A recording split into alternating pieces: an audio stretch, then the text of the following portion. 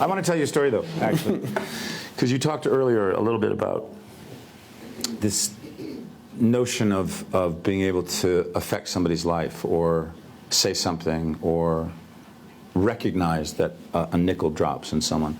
I do a lot of workshops, and I did a workshop in Abu Dhabi. And I had done a workshop previously in Doha. And as I got closer and closer to the workshop, I was told by the organizers, yes, no, people are signing up and it's going very well, but don't expect any women. And I said, why? And they said, well, it's really not, it's not what is expected of women, to go into the arts or be an actress. It's really not, it's not appropriate. People really look to science and law. And I was like, okay. So they kept saying it over and over. And then I got to Doha and I walked into this classroom, and out of 28, there were 13 women. And I looked at the organizer.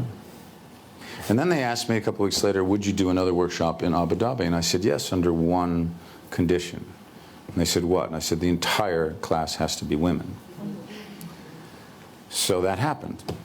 And there were two sets of women from two sets of universities, one slightly more religious than the other. They all were wearing burqas, some, not all, many of them. And like me being that shy kid in the back of the workshop with Jack Lemmon, I'm always looking for the shy one in the corner.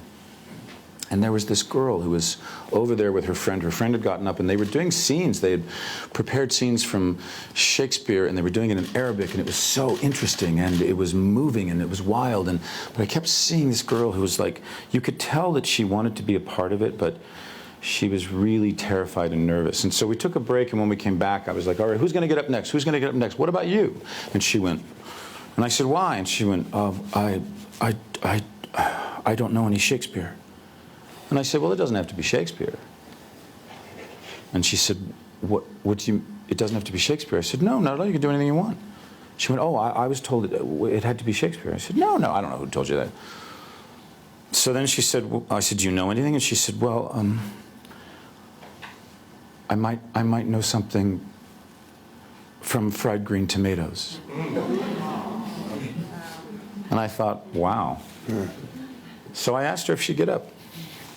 And she got up and she did this monologue, and it was pretty perfunctory, and she was very awkward, and she was quite aware of us, but I was listening to the content. And the content was quite powerful. So when she finished, I sat her down and I said, can you tell us what is going on in this scene? What is this woman grappling with? What is she dealing with? And she said, well, she's in a relationship with a man who abuses her, and she's afraid that he's going to start to abuse the child. I said, that's pretty powerful stuff. I said, I want you to do it again, only this time, don't think about us, don't think about performing it, don't think about anything. Just try as best you can to connect to the story and to share your feelings.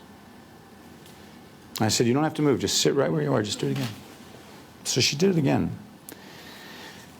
And something started to happen where she just started to tell the story. And there was a line that she had that she'd only said once the first time she did it, but this time she said it 5 times.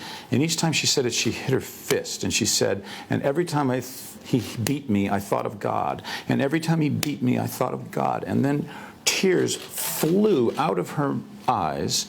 I felt the whole room go. And it was an extraordinary moment. And when we got to the end, she stayed there, and I asked her,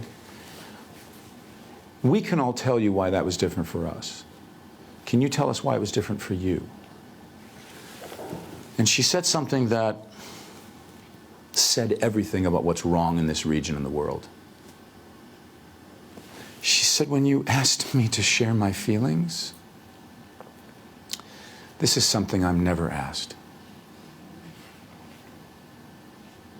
And I got a letter from her about 9 months later that she's trying to get to London to study to be an actress.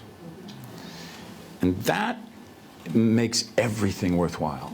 That kind of moment in a workshop where, and by the way, it's not even about whether kids want to go into the arts.